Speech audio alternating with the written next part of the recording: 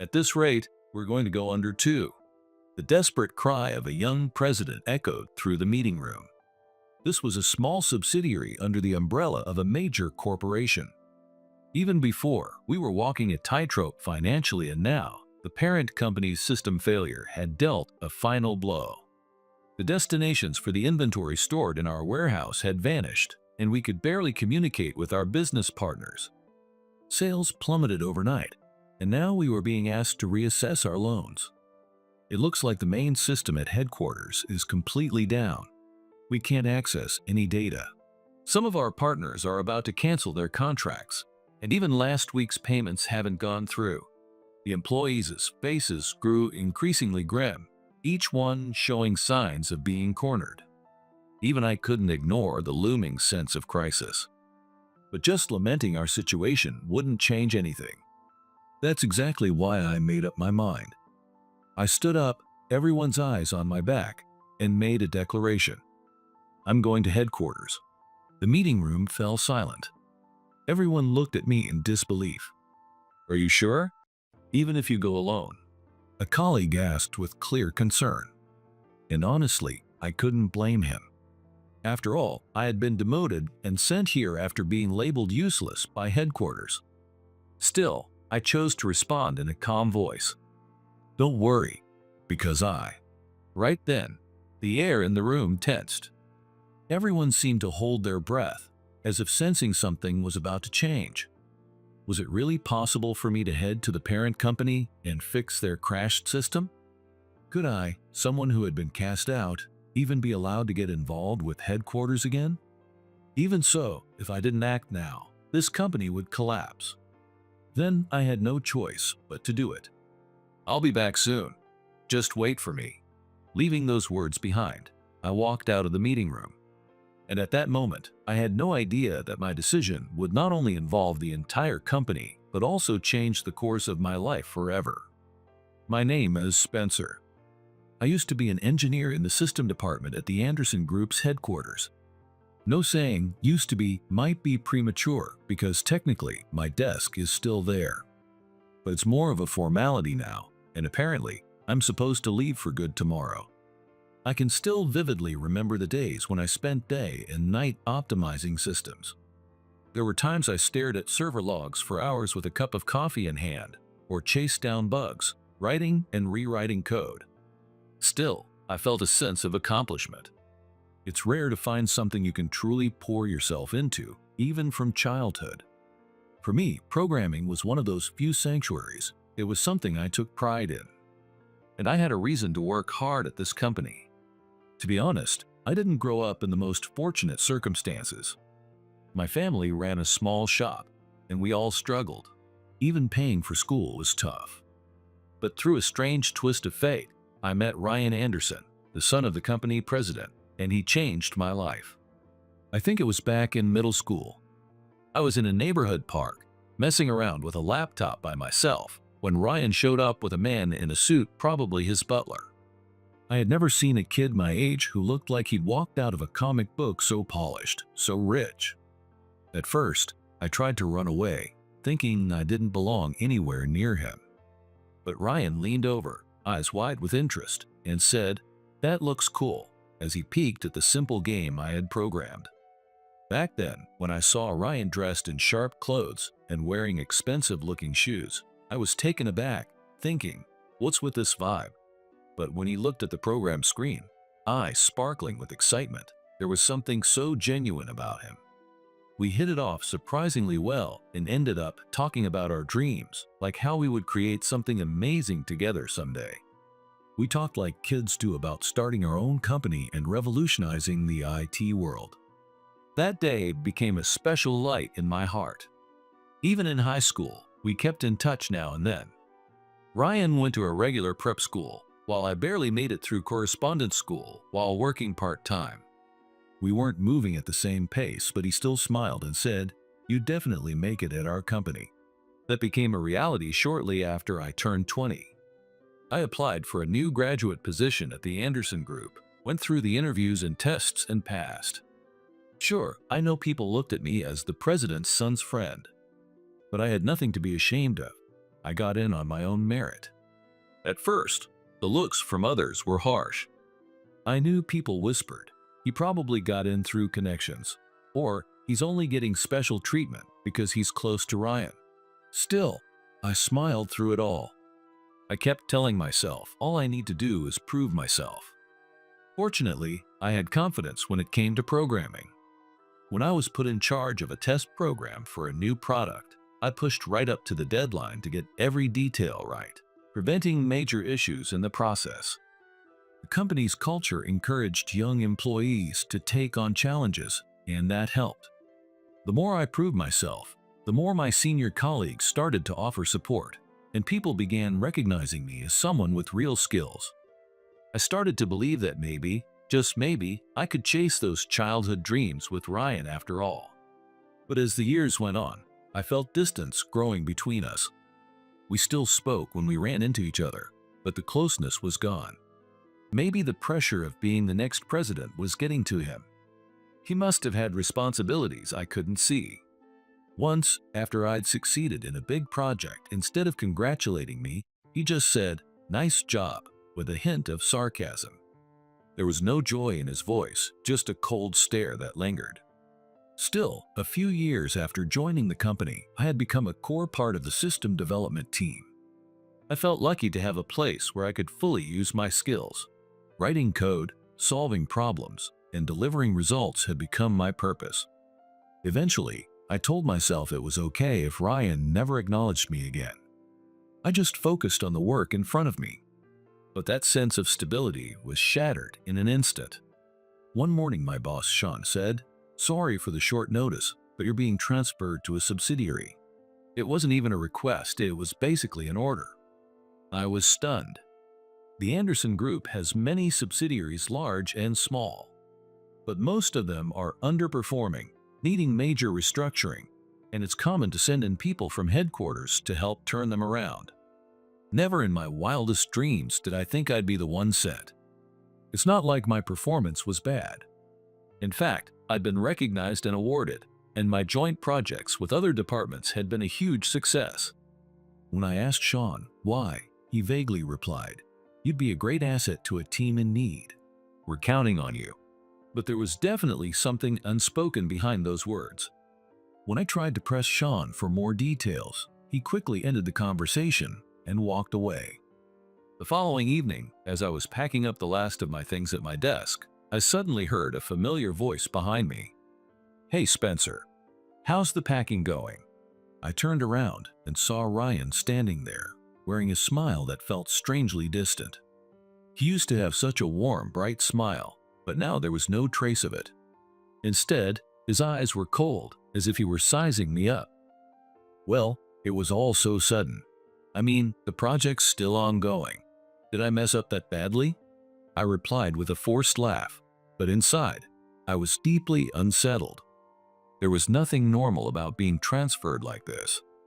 But Ryan smirked, almost as if he were enjoying the confusion on my face. A mistake? Who knows? But let's be honest, you've been a little reckless, haven't you? Trying out new tech, spending unnecessary funds. I prioritize profits, Spencer. That's why I figured you could use some time away to cool your head. As Ryan laid out his reasons, so matter-of-factly, I felt a surge of anger rising in me. Still, I forced myself to stay calm and responded as levelly as I could. But if we don't try new technologies, we're going to fall behind our competitors. Clinging to the status quo won't secure the company's future. Ryan gave a dismissive shrug and scoffed. Relax. Instead of preaching ideals, why don't you learn to fall in line first? Reality isn't as simple as you think. His voice sounded like he was trying to pacify me, but his eyes were full of contempt. When I didn't reply right away, Ryan curled his lip into a sneer. Well, do your best over there. Say what you will, at least you've got technical skill. That reminds me, didn't you used to talk about those big dreams of building a company together or whatever? Still clinging to that nonsense? His dismissive tone pierced me. But even so, I couldn't keep quiet. I haven't forgotten. I believed in what we said back then. You did too, didn't you? As soon as I said it, Ryan burst out laughing and shook his head in disbelief. Ha! How long are you going to keep playing pretend? Let me be clear. I was the one who ordered your demotion. We don't need you at this company. You think you've delivered results? You're not nearly as impressive as you think. There wasn't a shred of warmth left in Ryan's eyes, nothing that resembled the friend I once knew. He looked down on me like I was some outdated fool still chasing childhood dreams. Well then, go cool off over there. With that, Ryan turned on his heel and walked away without another word. My chest tightened with frustration, but there was no one to vent this mix of anger and sorrow to. So I bit my lip, hugged a cardboard box to my chest, and silently renewed my resolve. Fine. I'll show them what I can do. No matter how tough it gets, I'll deliver results. I had been sent away like I was being shelved, but instead, I felt fired up by this new environment. Whatever the odds, I would do what needed to be done and prove myself. With that vow in my heart, I opened the door to the office of Summit Tech. Welcome to Summit Tech. I was greeted by Melissa Stevenson, a young woman who had recently become the company's president. Apparently, she had taken over from her father after he fell ill, and it hadn't been long since she assumed the role. At first glance, her sharp features and composed demeanor gave off an air of aloofness. Still, behind her eyes, I could see a hint of exhaustion and urgency. Our situation here isn't great. We're on shaky ground with our clients, and our internal management systems are a mess. Honestly, we can't really afford to be bringing in new people right now. In truth, Summit Tech was in crisis. The most critical issue was the confusion in inventory and order management. They were using separate systems to track product and part inventories, which led to frequent mistakes and double bookings. What little profit they had was being eaten away by avoidable costs. We're managing everything with handwritten slips and outdated spreadsheets. The data's all over the place. I don't even know where to start. As Melissa let out a sigh in front of me, I finally revealed the existence of the unified management system I had been developing for some time. It featured custom encryption and expandable modules that could grow with the scale of operations. Would you be willing to let me run a trial? Let's start by centralizing inventory and orders. That way we can at least ensure consistency in the data. You really think that's doable in such a short time? We won't know until we try, but I promise it'll be a big step up from what you're doing now. We'll just need some initial setup and the staff's cooperation. After a moment of thought, Melissa nodded with resolve. All right, I'll talk to the team and ask them to help however they can. But the prep work turned out to be tougher than I expected. We had to gather spreadsheets built independently by each department, and sorting out the errors and duplicates was a massive task. We couldn't even begin installing the system without first cleaning up the data. Can we really manage something this complicated? I'm used to the old way, it's easier.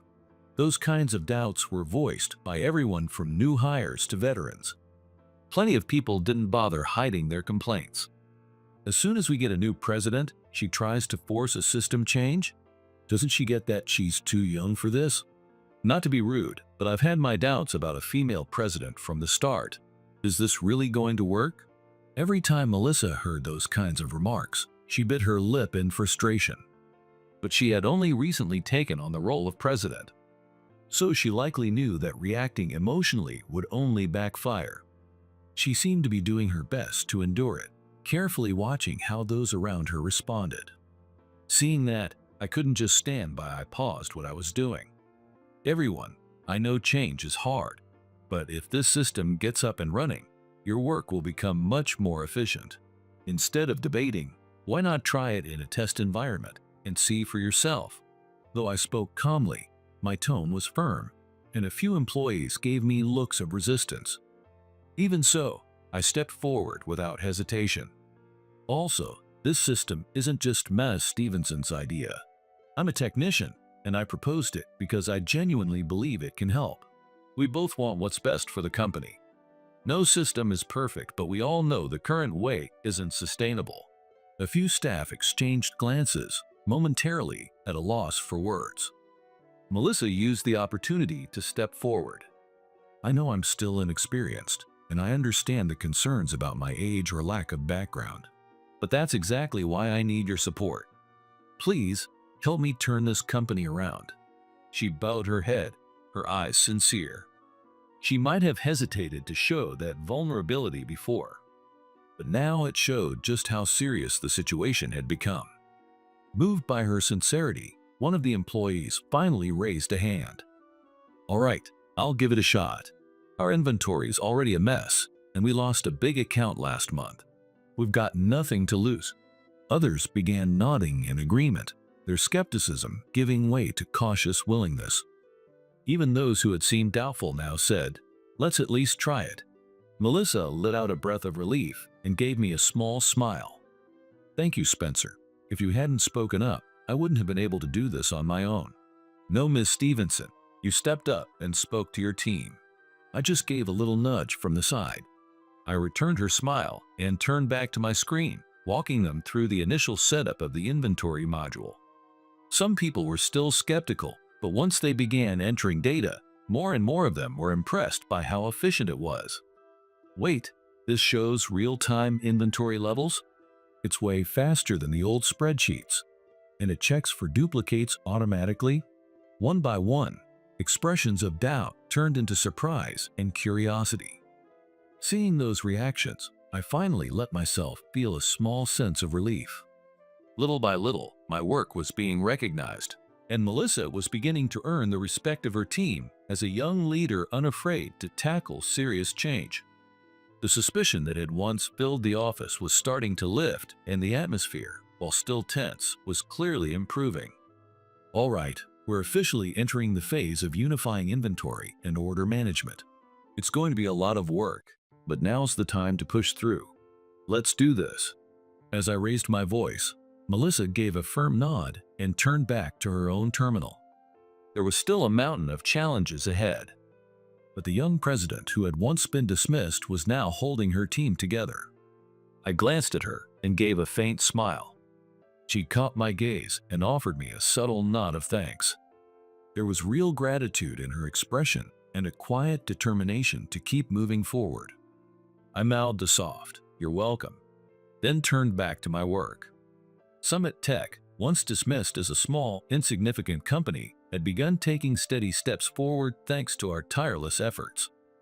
The integrated management system we'd implemented was running smoothly, and the improved efficiency in inventory and order processing was earning positive feedback from our clients. New business opportunities had started trickling in, and the energy in the office was unlike anything we'd felt before. I heard your young president made some bold moves, but I didn't expect results to come this fast. Thanks to Spencer, our department's workload has lightened a lot. That system is incredibly user-friendly. Gratitude echoed throughout the office, and as the results began showing up in hard numbers, the way people looked at Melissa started to shift. Many who had once mocked her as just a young woman president now lowered their heads in apology. Though she'd been nervous at first, Melissa had begun to carry herself more confidently, offering a composed but bashful smile in response. Watching her, I couldn't help but feel once again the quiet strength she held beneath the surface. One evening, after finishing a report on the new system's performance, I decided to stop by her office for a short break. Melissa was at her desk, sorting papers, her profile still showing signs of fatigue. "Heading out for the day? You've been working late a lot lately." When I spoke to her, Melissa paused with the stack of documents still in her hands and let out a soft sigh. "Yeah, it was the same when my father collapsed. If I break down too well, maybe I should just hand the company over to you?" At Melissa's casually spoken words, I involuntarily drew in a sharp breath. "Wait, don't joke like that. That's not funny. Sorry, just saying it doesn't cost anything, right? But really, I don't know what we would have done without you. Honestly, I think you've been running this company better than I have." Melissa moved the documents aside, leaned her elbows on the desk, and looked up at me with a slight upward glance. The stern composure of the young president she had shown just moments earlier had faded, replaced by a more relaxed, genuine expression. I was still a bit flustered, but I managed to respond.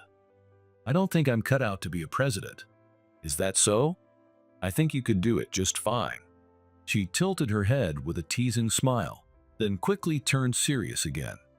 Then, a little hesitantly, she asked, Spencer, why did you come to a company like ours? I've heard how talented you are, and after seeing your work on the system, I believe it. But I also heard you were transferred here under strange circumstances. There's got to be a reason, right? Her eyes didn't reflect suspicion or idle curiosity. They seemed to shine with a sincere desire to truly understand. Maybe it was because I felt that sincerity that I found myself wanting to be open with her without holding anything back. To be honest, I still don't know for sure. I don't recall making any major mistakes. I thought I was doing good work. But then, out of the blue, headquarters told me to go to another company. Or more bluntly, they told me I wasn't needed.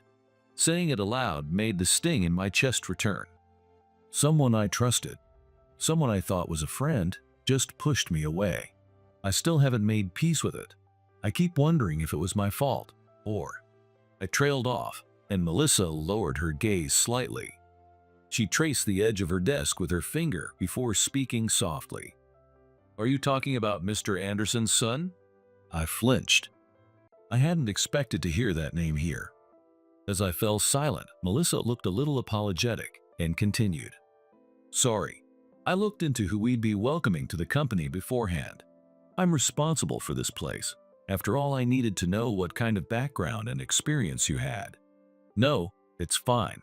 It's not something I need to hide. Yes, it was Ryan Anderson. We were friends since school. Even though our roles were different, I thought we still respected each other. I continued speaking, a faintly self-deprecating smile on my face. I still didn't understand why Ryan's attitude had changed so abruptly. Maybe he had his reasons, but I couldn't catch up to that change. I could only feel confused and left behind. Even though he was the president's son, he never made me feel like I was beneath him. We used to talk about our future, about programming and the future of IT. Just pure excitement. That's why it hurts being shut out like that, without a word. My voice faltered. The memories of our shared dreams clashed painfully with the present. When I looked up, Melissa was watching me with a steady, serious gaze. I think a person's position can change them. Her words were quiet, but they carried a certain resignation. She, too, was a company president's child forced to take over when her father suddenly fell ill. That experience must have given her perspective. I've been treated differently just because I'm the president's daughter. Some thought I got special treatment. Others thought I was just a figurehead.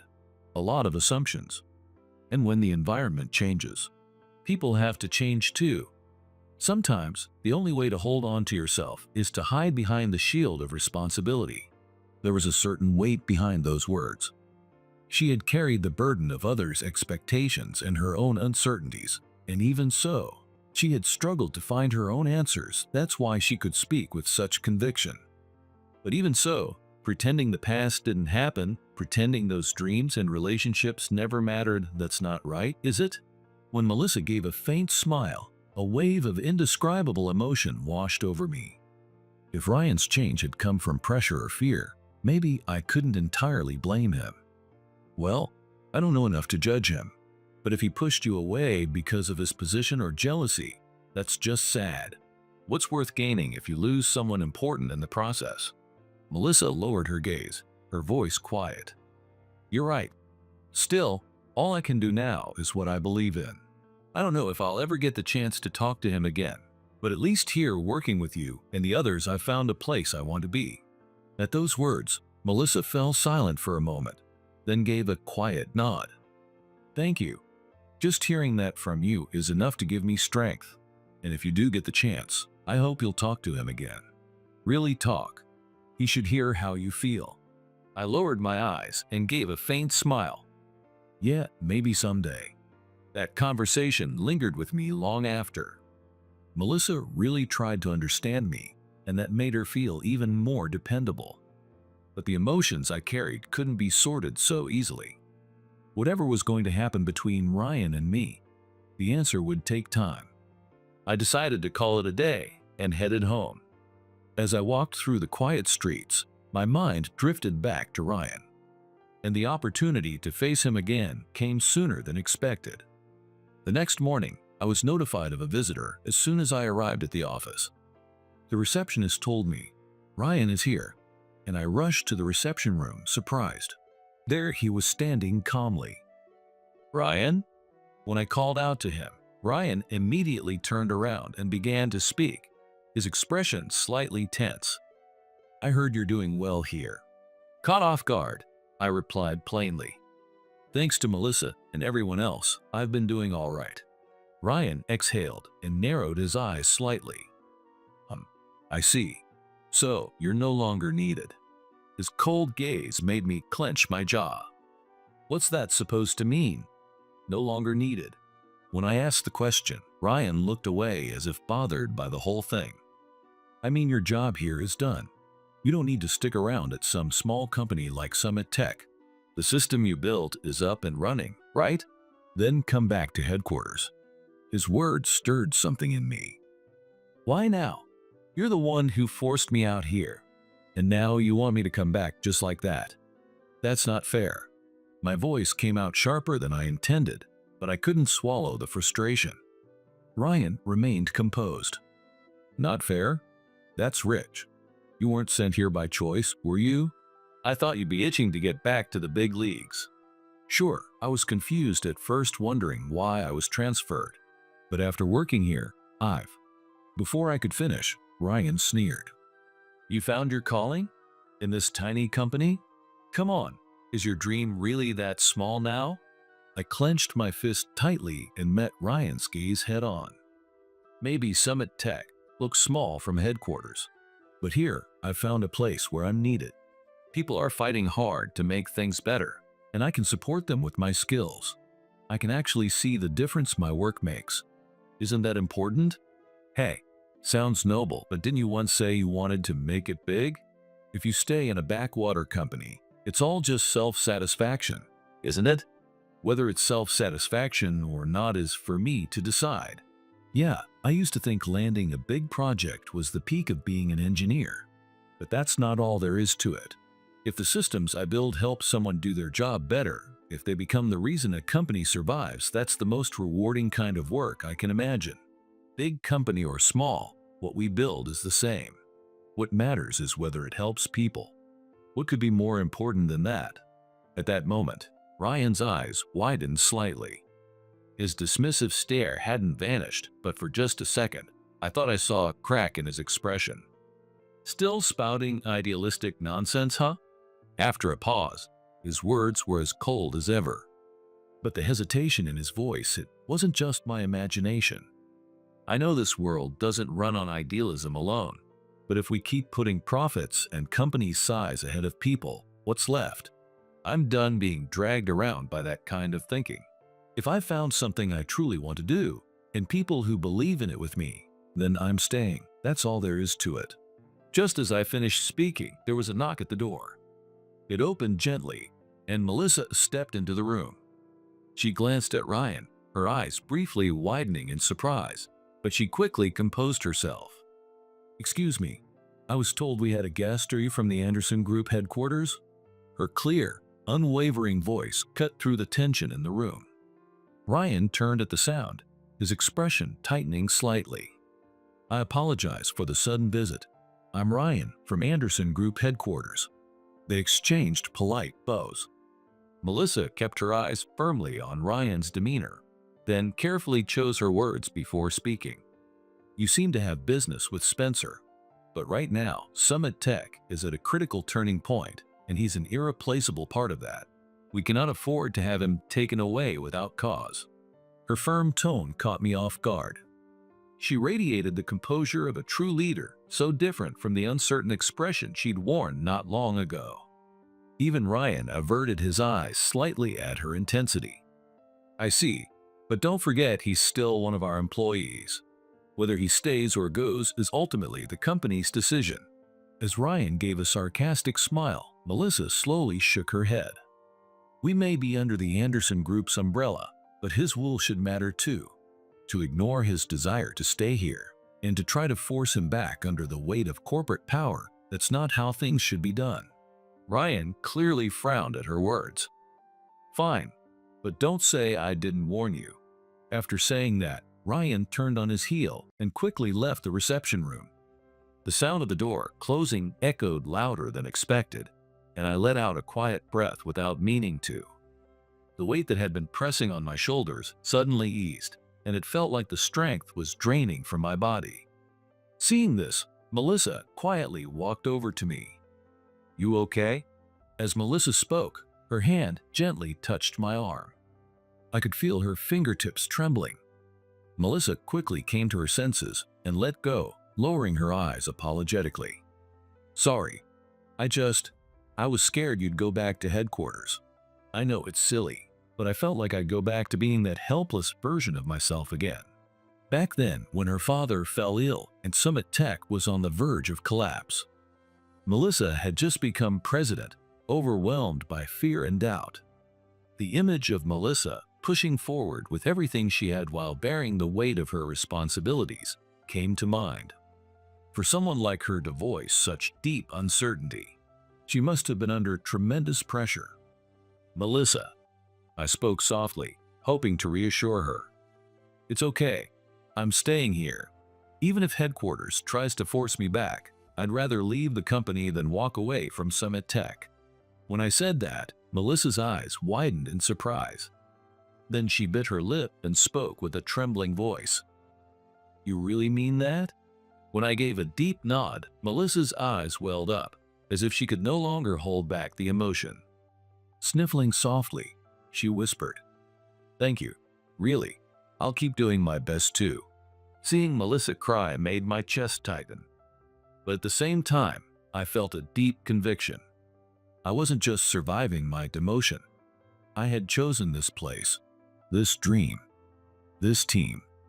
A few days later, Summit Tech appeared to be doing well on the surface, but we soon faced a new threat: repeated interference from group headquarters that put us at serious financial risk. "This is a bit too obvious, don't you think?" I muttered, scanning the documents beside Melissa, who frowned sharply. "Yes, I'm certain of it. Ryan must be behind this." Projects that had been secured under favorable terms were suddenly canceled. Partner factories were being forced into contract reviews and unfavorable deal terms. It felt like a deliberate attempt to sabotage Summit Tech from the inside. Even if someone insisted it was just a coincidence, the circumstances were far too suspicious to ignore. In fact, the harassment was so blatant that it would be unreasonable not to be suspicious. One morning, a veteran from the admin department furrowed his brow as he reviewed a document. One of our longtime partners said they were told to prioritize contracts with another company in the group. "We're holding things together for now, but if this keeps up, our sales volume will drop. We could slip back into the red." Hearing this, Melissa let out a heavy sigh.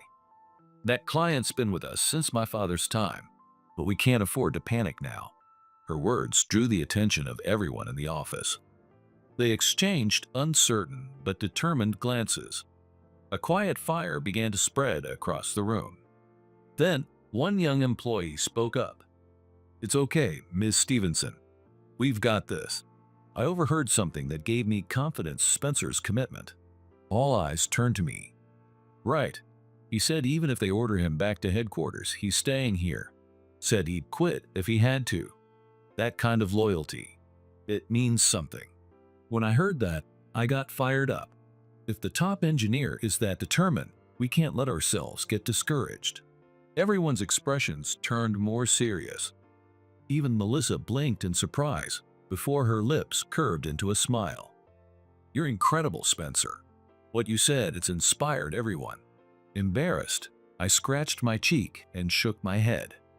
"No, really, I'm the one who's been supported, and I'm not giving up. Even if a giant corporation tries to crush us, there are always ways to keep Summit Tech moving forward." An admin employee stepped up, holding a new file. "We've actually received inquiries from some new potential clients' companies outside the group. They heard about our inventory system and seemed very interested. If we can land those deals, We'll expand even more than before. Let's schedule a meeting right away." Melissa stood with purpose, and the sales and admin teams immediately followed her lead. This wasn't the same company it had been just weeks ago. The office was alive with forward momentum, determination in every face. The next few days were like a storm non-stop activity. Melissa personally visited new prospects, passionately explaining how Summit Tech was moving forward with honesty and technical strength. I joined her when needed, presenting our system and support plans in detail. At first, the potential clients were skeptical, but once they saw the live demo and the enthusiasm of our staff, their attitude shifted. "Well now, this system of yours is quite innovative, seems agile, and your support team looks solid." Hearing that, Melissa couldn't help but return the smile. Our hard work was clearly paying off. Though we were working overtime almost every day, no one was complaining. Between tasks, I'd hear cheerful grumbling like, "Busy as hell, but weirdly fun." Or, "Maybe our company still has a real shot." That energy fed back into everything, helping us repair shaky relationships with older clients as well. Somehow, we pulled ourselves back from the brink of deficit. That afternoon, after a rush of meetings, Melissa returned to her office, tired but smiling brightly. There was a moment I really thought we wouldn't make it, but everyone's effort pulled us through. "Spencer, thank you." I shrugged modestly, smiling back. "No need to thank me. The real strength came from everyone here who believed in the company. That's what made the difference." Laughter and conversation echoed from outside the office. There might still be pressure and unfairness coming from headquarters, but no one here was looking down anymore. And I knew now, no matter what came our way, I could face it with the people here. Now comes the real challenge. I placed a hand on the desk and smiled. Melissa nodded, her eyes steady and resolute. "Yes, there's still a mountain ahead of us, but with you and the team, we'll get through it. I know we will." As if swearing a silent vow, the two of us stepped together into the busy office once more. This is where we belong, believing that with all our hearts. At Summit Tech, our daily operations had finally started to yield steady profits and a sense of unity among the team. Then one day, an emergency call came into the office. "Something's wrong. It looks like a major system failure has occurred at headquarters." The urgency in the employee's voice caused Melissa and the others to exchange uneasy glances. "What happened?" I asked, only to be met with a truly shocking answer. A critical malfunction had hit the core system of the entire Anderson Group. Accounting data and major client order information were on the verge of crashing. If the data were to be completely lost, the financial damage across the entire group would be catastrophic. Worse yet, it could spiral into a credibility crisis with our business partners. We've all worked so hard to finally get back on track. If this continues, we could be dragged down by the chaos at HQ and go down with them. The employees at Summit Tech began to stir with concern. If we slipped back into the red again, all the motivation we regained and the relationships we rebuilt would be wiped out. Voices filled with unease began to rise one after another from the anxious staff. Watching the scene unfold, I grabbed the jacket from my desk. "I'm heading out." All eyes turned to me at once at the sudden announcement. As I stood up, Melissa's eyes widened slightly. "Spencer, are you planning to go to headquarters?" As she asked in a slightly uncertain voice, I gave her a confident smile and nodded. "Yes. I need to see for myself what's going on and deal with it directly." Another employee hesitantly interjected. "But, are you sure it's okay to just go to HQ like that? I mean, considering everything that's happened." They exchanged uneasy glances, their expressions clouded with worry. I answered calmly, "It's all right, because..." Everyone held their breath as I spoke. "What? Are you serious? I'll be back soon. Please, just wait for me." With that, I picked up my phone and laptop and quickly got ready. Determined, I left the office behind. When I arrived at headquarters, it was complete chaos.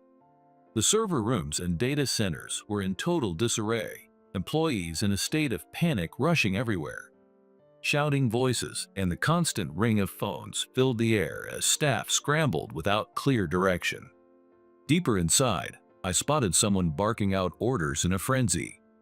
That familiar back, it was Ryan. As I rushed into the server room, panting, the red flash of emergency lights and shrill air alarms filled my vision.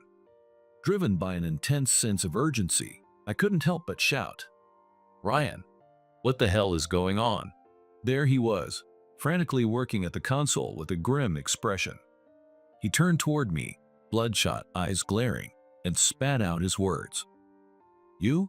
I thought you were done with this place. Stay out of it." His sharp rejection hit like a weapon, cutting deep.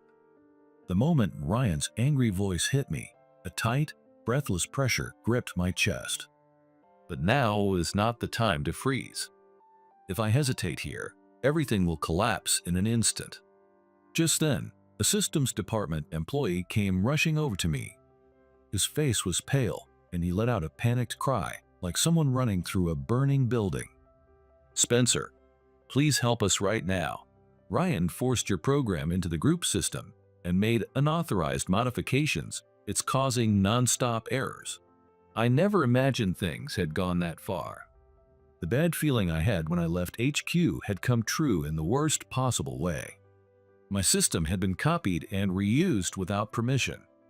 That program used a unique encryption method I had developed myself with a complicated maintenance protocol. By ignoring all that and pushing through rough changes, of course it led to chaos. As the system staffer desperately explained, Ryan shouted in frustration beside him, "Shut up. After all I've done, there's no turning back now. I just wanted to make the group more efficient." His words were tangled with desperation and irritation. "Ryan, if this keeps up, it's going to be really bad. At worst, the group's reputation will collapse. Even the company you're trying to protect could fall." When I said that quietly, Ryan bit his lip and lowered his gaze in anguish. After a long, tense silence, he finally bowed his head.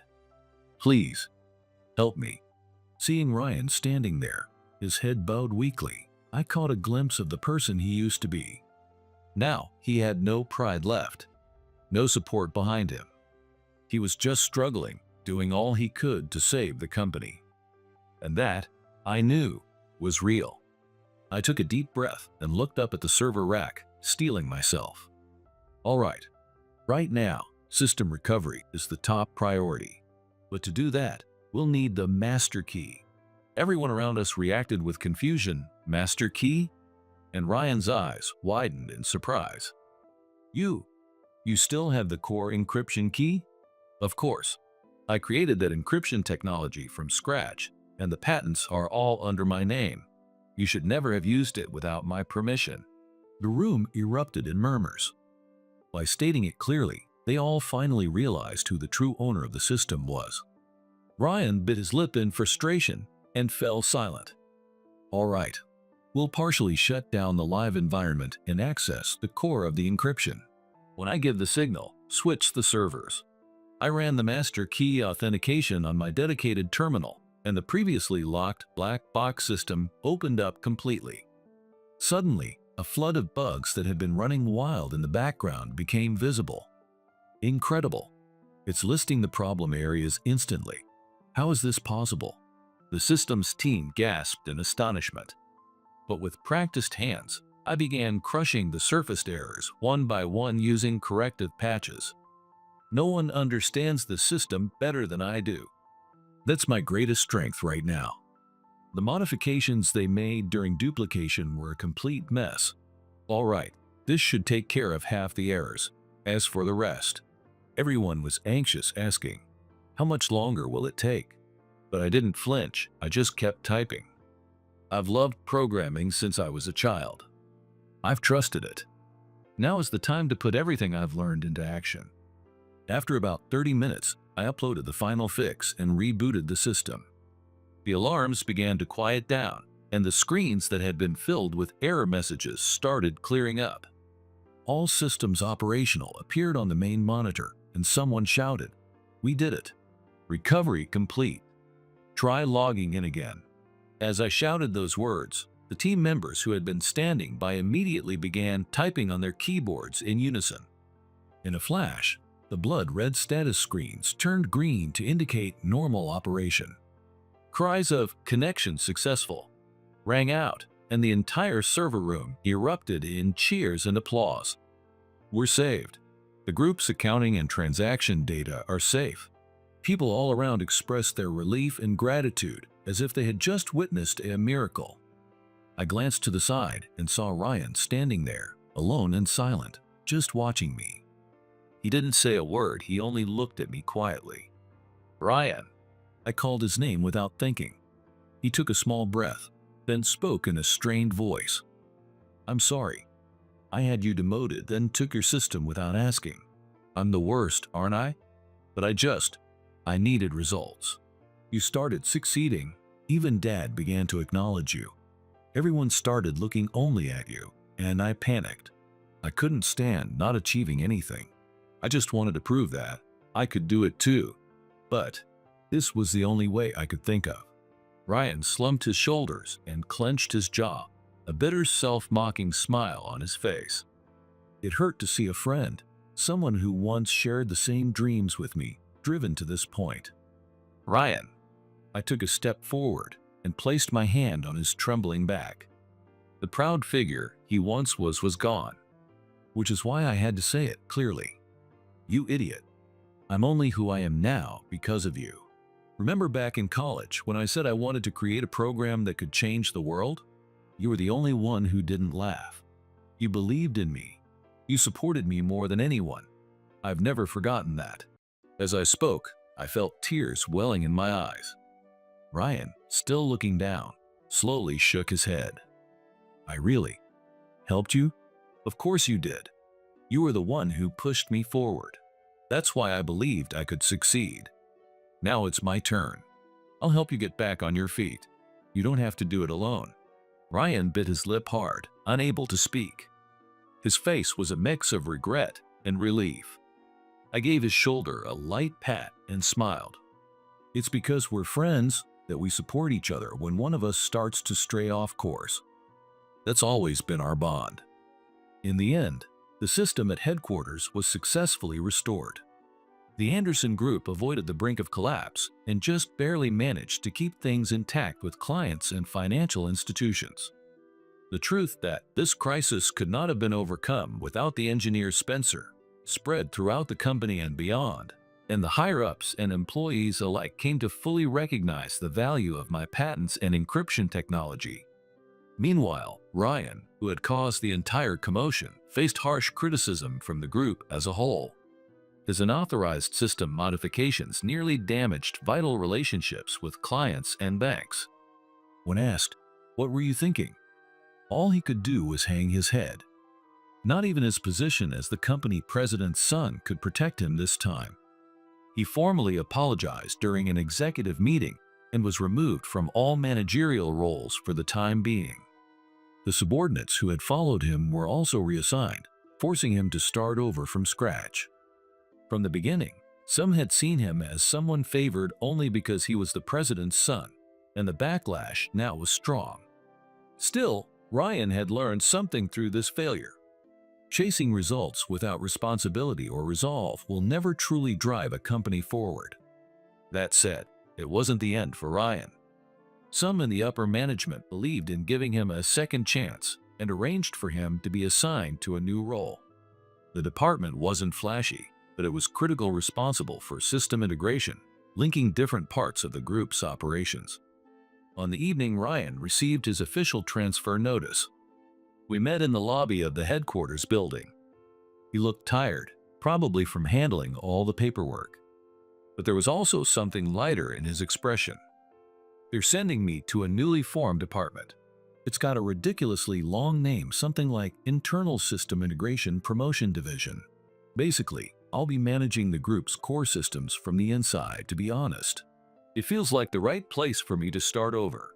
Ryan let out a short laugh and stretched a little as he spoke. With a stack of documents in his arms, he let out a small, relieved sigh. "I see. Sounds like a good start. Don't rush it, just focus on earning back people's trust. You can do it, Ryan. I gave his shoulder a light tap as I said it. Ryan dropped his gaze for a moment, then looked back at me with determination. Thanks. Honestly, I'm scared. I feel like nobody expects anything from me anymore, not my team, not my boss. But this time, I want to accomplish something I can truly take pride in. I want to do it right. He bit his lip as he spoke. You'll be fine. At the very least, I believe in you. If you need help, I'll be there. Just reach out. That department sounds like a meaningful challenge, doesn't it? When I smiled, Ryan finally let a little relief show on his face. Yeah. Connecting the company's core systems, smoothing communication between departments, improving overall efficiency, it's a huge responsibility. And if I screw up, it could turn into a disaster again. I've had enough of failure, though. There was a new resolve in his voice, something different from before. Well, maybe taking the long way around helped you understand how others feel. I know you won't repeat the same mistakes, I said, and Ryan's expression softened. Thanks, Spencer. If you hadn't been there, I don't know what would have happened to me. This time, I'll get it right. I swear. Ryan said that, adjusted the documents in his hands, and took a deep breath.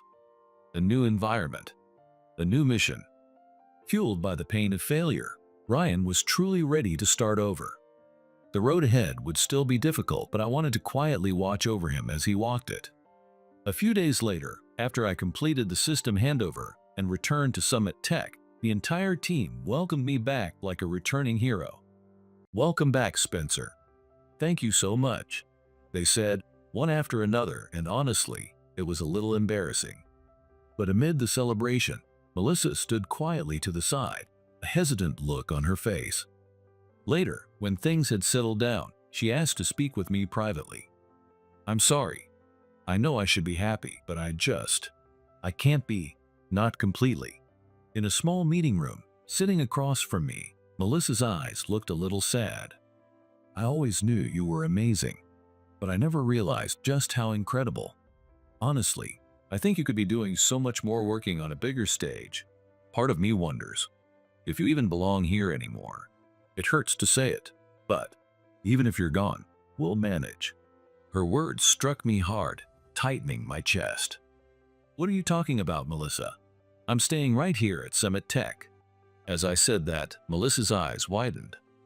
But I heard Mr. Anderson personally asked you to come back to headquarters. With your skills, you could be more than just a regular employee. You could be an executive. That's true. He did ask me. He even bowed his head. But I told him, I'll help. But only as a member of Summit Tech. I'm planning to keep working here. So you don't have to worry. Melissa gasped slightly, and tears began to form in her eyes. I see. That makes me happy. I mean, sure, as president, I should be thrilled to have such a talented person on the team. But more than that, just knowing we'll still be working together means the world to me. Sorry, I'm mixing business and personal. Not at all. I feel the same way. Being able to work alongside you, that's what makes me happiest. At my words, a single tear rolled down Melissa's cheek. She wiped her eyes with an embarrassed smile. Thank you. I'm looking forward to what's ahead. Me too. Helping Summit Tech grow, supporting you, those are my goals now. And with that, we gently clasped each other's hands, as if reaffirming our feelings. Afterward, Summit Tech sales continued to rise, and the company's presence grew rapidly. Energy filled the office, and trust among the team deepened more than ever. I want to keep growing, trusting in my skills and passion, together with the people beside me. Now is the time to bring that old dream to life of building a system that supports others. Summit Tech and myself were just getting started. And I know we'll keep building that future together with Melissa and everyone else.